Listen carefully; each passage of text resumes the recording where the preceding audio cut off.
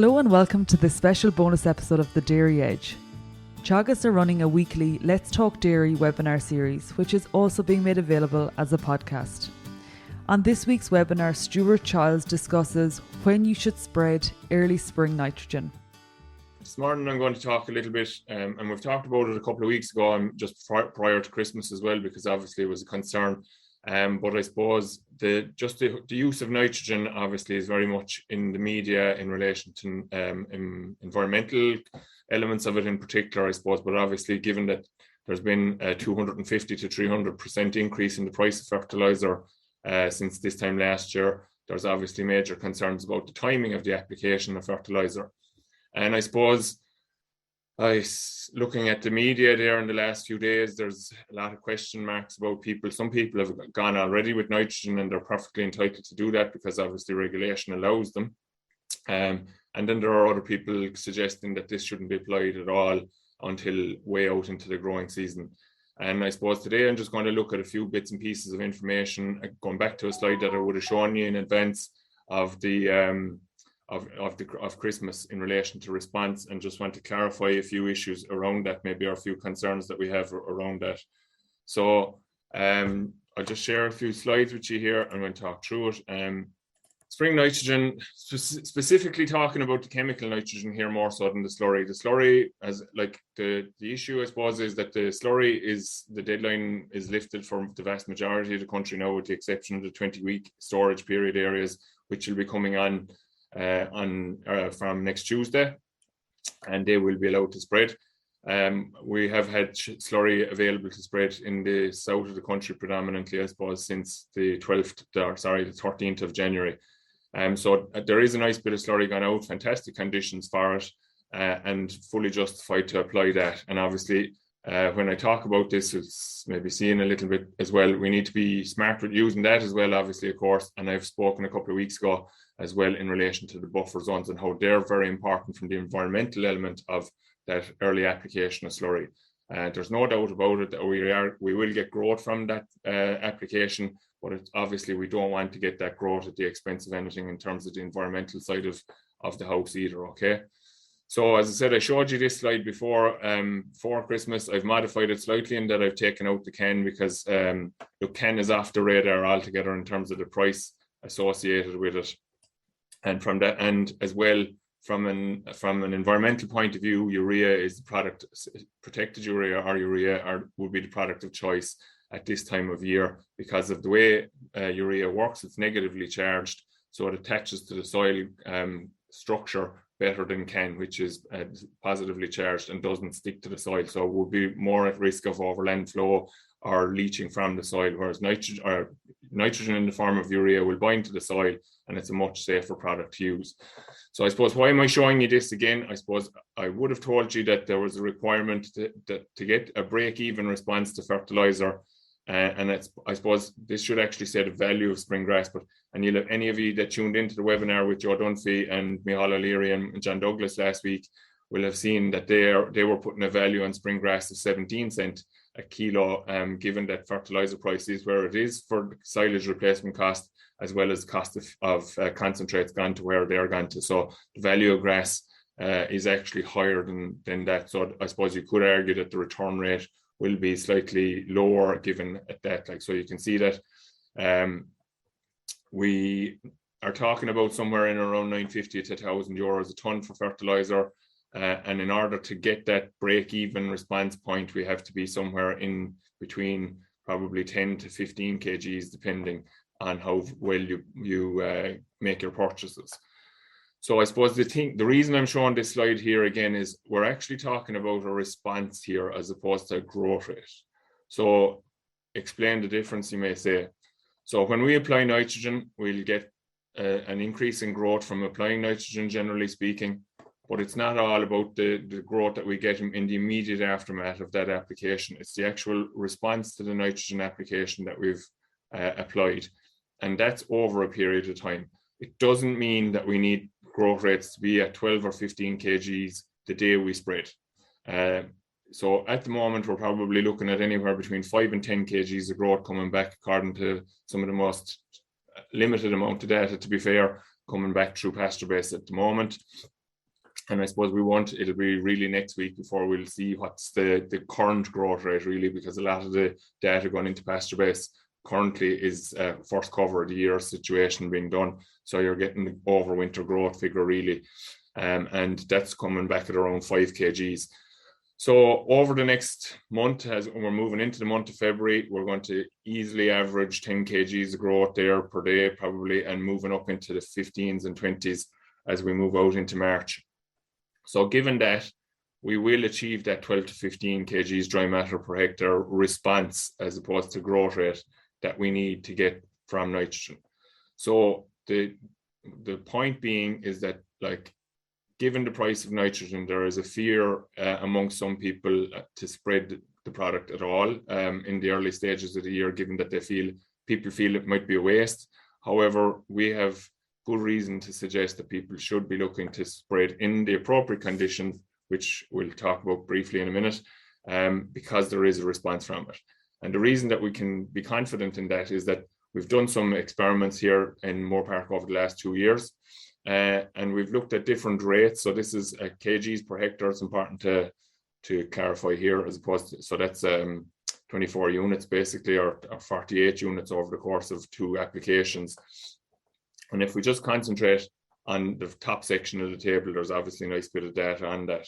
So we have 2 scenarios created here, and as I said, it's done over 2 years, so it's not there shouldn't be a great year effect in it, and it'll be repeated again, obviously, to get further data behind it. So the nitrogen was applied on the 3rd of February, and so we're very close to that date, obviously, and it's maybe considered early by some people, might be considered late by others. But in reality, I suppose we are looking at a situation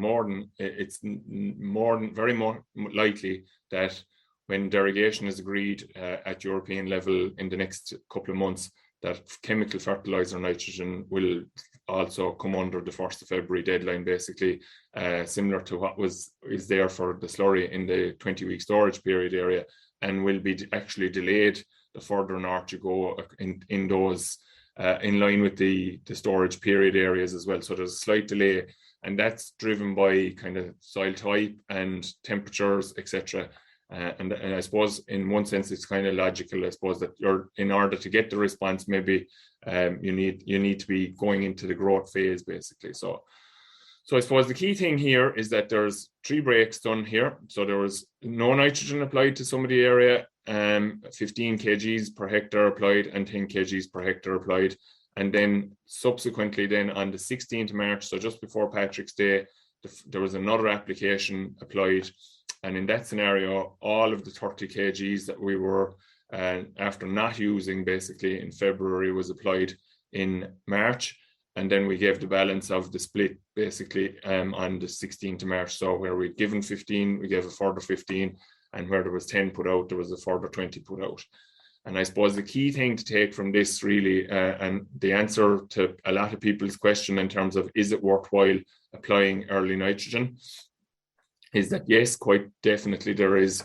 And we can see here that there's a 14 kgs per kg of nitrogen applied response from that 15 kgs. Where I suppose the key thing from this slide that I want people to take is from both here, the 30 and the 60, where we don't apply any nitrogen at all in the month of February. And we feel that we're going to get a better response to that application of nitrogen by delaying that application out into March, or maybe late February, early March, or whatever. It isn't actually happening. So when the 30 kgs was applied, you can see that if we average those 2 figures, you're probably somewhere in the region of 15 to 16 kgs of growth. However, you can see that we're getting a 14 kg response here, and then we're getting a 30 kg response to this application here. So overall, a little bit of early nitrogen in the month of February where the ground conditions, etc., are appropriate, followed by further nitrogen in March, is driving a greater level of grass production on the farm. And that's your key objective as farmers, as dairy farmers or as cattle farmers or whatever operation you're running, is that you want grass on the farm because, as you well know, it's the cheapest source of feed you can get on the farm, and you want to try and drive that as much as possible within reason, obviously given the constraints of growth in the springtime.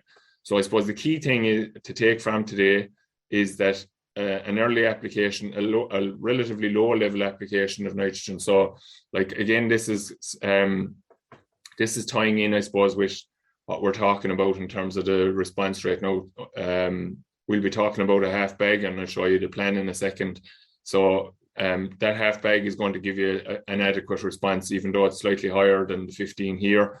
And then again, we'll be coming on with slightly more, maybe in due course. Another point that I should make here is that in relation to this study here, there was a continuation of there was a follow-on piece, we'll say, to where my mouse is moving there. Hopefully you can see it on the right-hand side of the table, which was a further cut of defoliation, we'll say. So further information in terms of the carryover effect of the nitrogen here. And I suppose people may be saying, what was there an impact subsequently out into April with this? And there wasn't. We're seeing that early application of nitrogen in February is actually carrying through here, whereas that later application is just it's not giving the return for the same application rate, basically. So the optimum application rate is here, somewhere in the middle. So with the early split, and then coming on again subsequently. So just to come on to the actual plan then, there's two questions coming in there. So Brendan Healy's just asking, is there in the two scenarios, was there any slurry applied before chemical nitrogen was applied? So no, Brendan, there was no slurry applied in that. It was a completely closed study in terms of trying to get the response rate to the fertilizer. So it's a valid point at the same time in that the slurry could be used to substitute for the chemical fertilizer in that situation. But I suppose it was just to actually drive the information in relation to chemical fertilizer specifically for this study. So yeah, your point is valid in that if there was chemical or slurry used there, it can do the same thing, but it's not chemical down on top of slurries. So just to be clear, we're not doubling up on nitrogen or getting any bonus from any slurry in the background on any one of the trials. Okay, and then there's another question. So some farms have a high average farm cover of 1,000 and above. Asking whether is wise to go with nitrogen right now, given the conditions on heavy covers, say 1,500. In reality, I suppose there's probably scope to if you're not going to be grazing some of that ground very soon, it probably does need to get some bit of nitrogen. I suppose the importance of the nitrogen there is in terms of recovery post-grazing. So we are going to get continued growth, as I said, maybe 10 kgs average over the month of February or thereabouts. That'll give you another 280 on top of that cover of potentially bringing you up to 1,500-1,800 kind of scenario. And the lag phase that will be associated with that then could be a little bit longer than you'd like if it going into heavy cover.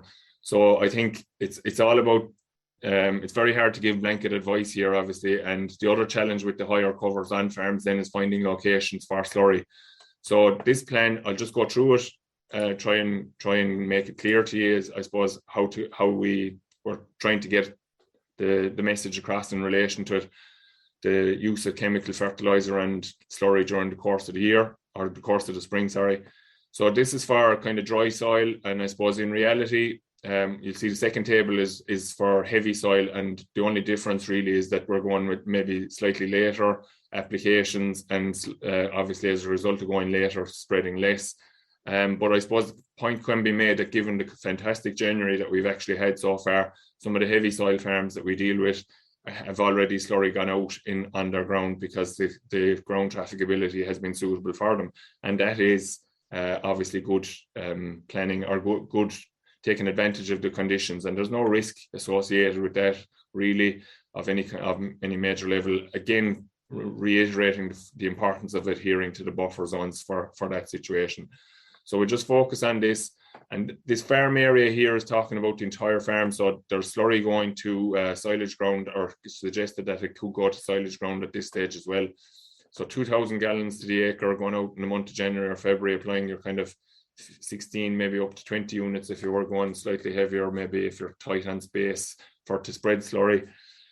Then subsequently, you won't be applying any fertilizer onto that ground during the month of February. You'll be planning to probably graze that maybe the latter half of February if you've gotten slurry, or come into it maybe the latter half of February if you've gotten slurry out in that early on, because you'll have a good window between the application date and the time of grazing.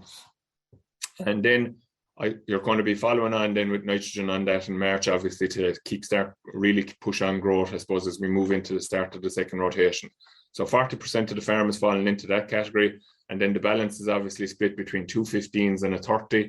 So the 15% of this area here, we're going to graze that first. It's not going to get any fertilizer, coming back to Grania's question, I suppose, in relation to these are probably going to be lower covers that we're going to start cows grazing on. And the objective then will be to follow that with nitrogen in the form of slurry on top of that grazed ground after it has been grazed. And again, the March application is kind of similar for most of the scenarios. We're going to be coming in mid-March probably with a blanket application on the area that we're talking here. So 40-15 is 55 and another 30% here, maybe up to 85% of the ground getting the 40 units at that stage.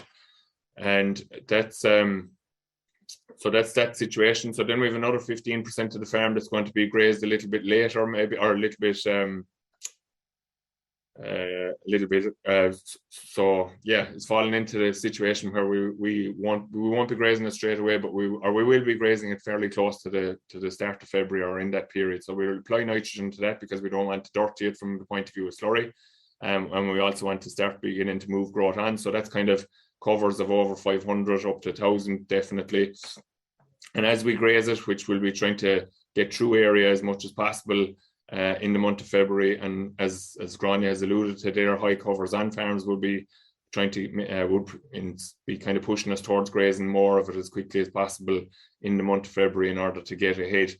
And then that, again, similar to the previous area here, which we're holding off of because of the cover that's on it, we're going to come in on top of this then once it's grazed with a further 2,500 gallons.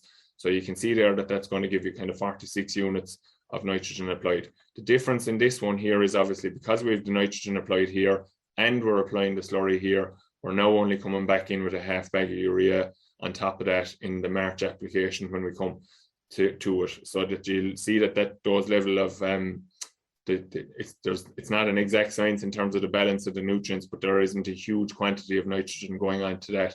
If we were to come back in here with 46 units of nitrogen here, we're obviously taking that up to nearly 90 units an acre, and that's before the 1st of April, which is a bit in the heavy side in terms of getting maximum use for it.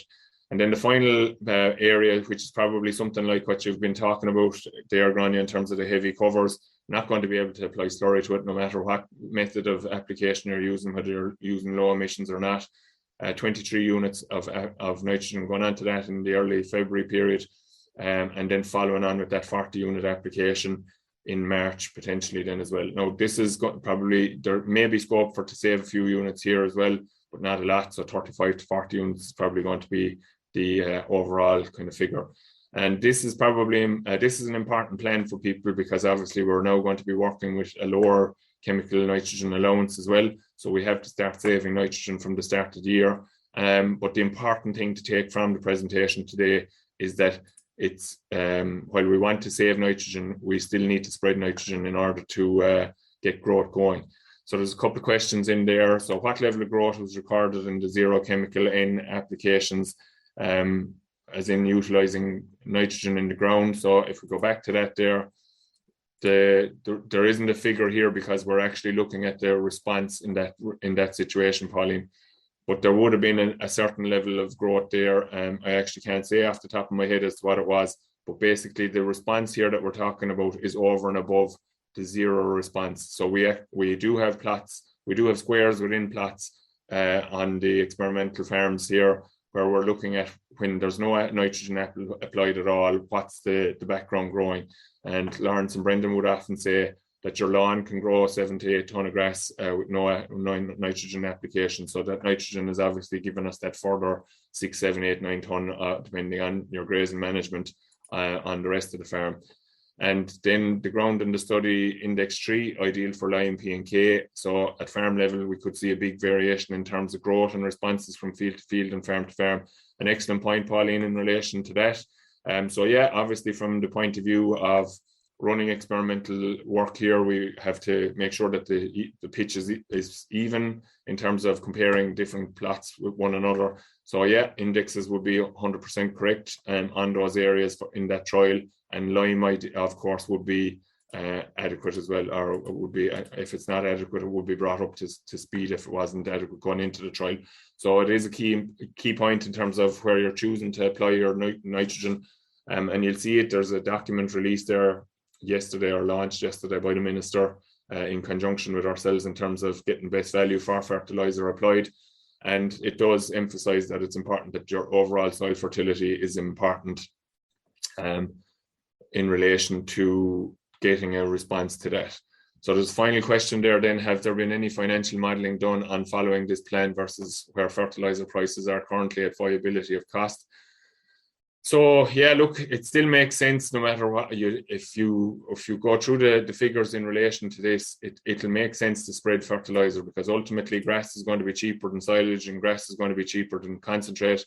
And if you don't spread nitrogen, you don't grow grass, and that has to be replaced by silage or meal. Silage or meal are dearer, even with the cost of fertiliser where it is. So economically, it makes sense to spread where appropriate. And that's the key thing to take from that. And that's a point that Pauline is making there in her question, is where we have good soil fertility. And there's no reason that if you have an issue with lime at the moment, that you can't address that, because ground conditions are better than I have ever experienced, I'd say, in the month of January. So there's no reason that people can't apply lime on a share of ground that needs lime at the moment. Only caveat there would be that you would definitely need to be using protected urea in that scenario, rather than your straight urea if you're going with fertilizer subsequently within a 3-month window there, which you will be obviously. So long and short of it, I suppose, is that this is showing that an early application of nitrogen, and again, I suppose the argument will be made that this is more park that we're doing it on. So yes, the ground is good, but the premise is still the same, no matter where you're farming. There's an argument even that if we were to go further south down towards Clonakilty, obviously, that the soil temperatures are higher there and we could get greater responses in that area. But then there's obviously variability in land. And again, as Pauline has pointed out, there's variability within farms. And that would, like, the prudent thing to do there is to spread some nitrogen on the areas that are appropriate. So trafficability is good, and good soil fertility, a sward that's going to be responsive. So all permanent pasture, as many of you will know, doesn't tend to wake up basically until growth really kicks off. So applying nitrogen onto that is probably going to be a waste. But I would expect that I'm talking to a lot of people that have a lot of ground reseeded on their farms, and are trying, and that in itself is going to get a better response from nitrogen that is applied. So conditions right, so right product. I suppose urea, as I said, from the point of view that it's negatively charged and will bind to the soil. Right rate.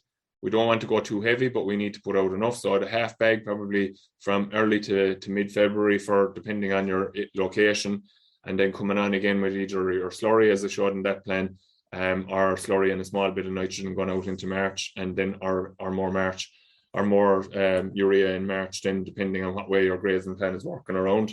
And obviously, if the weather scenario then as well is poor, so our soil temperatures are quite good. Elidy's figures for the coming week are 6 degrees and higher. So you'll see if you look at the kind of the detail behind this plan, it's important that soil temperatures are on the rise, so greater than 5.5 and continuing to rise. So all the conditions are there more or less, I suppose, to start growth. And it's key to come back to this, that the response is not the growth rate. The response is the amount of grass that we grow over a period of time, as opposed to the actual growth rate at a given stage. So we don't need to wait until we have 12 to 15 kgs of growth to apply the nitrogen to get this. It's basically saying that if we apply it when there's 8 kgs, there's still some of that available when we're getting growth rates of 20 kgs as we move out into March. And it's creating the response that we require to get the economic response to that application of nitrogen. So that's it for today, folks. I suppose it's just a kind of timely reminder, and I suppose just to emphasize that while the price of nitrogen has gone through the roof, skyrocketed in reality, it doesn't mean that we shouldn't spread it. It's important that it is spread. Again, coming back to the question that Pauline asked there, the point is that it's applied in the right place, on the right type of sward, and that the conditions are right to make use of it. So your P, you're right, your K right, and your lime status right. If in particular the lime status, because the lime status will help to resolve the P and K issues if you have P and K issues. So getting lime status correct will generate better overall nitrogen response throughout the course of the year. So the earlier you can correct that, the better. So early nitrogen will grow grass. No need to go out with a lot of it. A little bit will go a long way. So the plan is out there. Talk to your advisors in relation to it. Discuss it in terms of the grazing plan and how you're going to mix it in with the grazing plan. But the key thing to take away from today is that early nitrogen is actually going a little goes a long way, I suppose, is a good way of taking it. It's going to mean that there's going to be more grass on the farm in the run into the start of the second rotation. And like many of you will have been in the situation where we've been very tight at the start of the second round, and in a way that's a good thing, because it generally, when we're very tight, when we have very tight marches, we actually get the best milk proteins during the course of the year because we skin the farm. But at the same time, we don't want to be excessively tight in the month of at the start of the second round. So what you'd like to see is, come Patrick's Day, you're going to do a walk, you're going to see what way you're fixed for grass. You might be stretching your grass a little bit more to maybe get a little bit longer. You might be going a little bit quicker because growth might be good at that stage, and we'll be trying to drive on to get the start of the second round a little bit quicker. And that's your ideal scenario. If we find that we are having to stretch, we'd be hoping that we'd be able to stretch with just grass and meal maybe at that stage, as opposed to having to introduce silage into the diet at that point, which has been shown in some research work done here recently to really hit protein percentages, obviously, as well, compared to feeding it maybe in the month of February. But again, coming back to Gráinne's point, a lot of grass out on farms. Temptation may be there not to spread the nitrogen, but I think people need to think through it. Bear in mind that when you take off those covers, the recovery will be slow, potentially slower. So nitrogen is important in terms of aiding that recovery as well. So small bit of nitrogen where ground conditions allow and where weather is appropriate is going to pay dividends in spite of the cost rise associated with it. So that's it for today. Thanks for tuning in, and we'll be back again next week. In the meantime, the best of luck to you all, because things are really beginning to kick off down around here anyway. So I imagine that they're beginning to kick off on every farm now. So farm safely and mind yourselves. So thanks to everyone for tuning in, and we wish you well for the week, and we'll see you next week. Thank you. That's all for this week's Let's Talk Dairy webinar series. And don't forget to look out for more bonus episodes each week. I'll be back with our usual Dairy Edge interview on Monday, so do listen in then. I'm Emma Louise Coffey, and thanks for listening.